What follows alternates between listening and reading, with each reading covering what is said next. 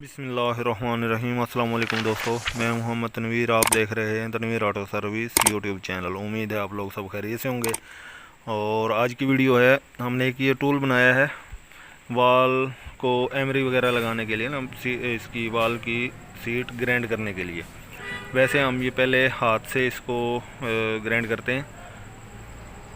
अक्सर जो मैकेनिक हज़रात हैं उसको इसको हाथ से ग्राइंड करते हैं। और ये टूल बनाकर है ना, बिल्कुल आसानी से आप बेहतरीन और बहुत जल्द आप सीट को है ना एमरी लगा सकते हैं।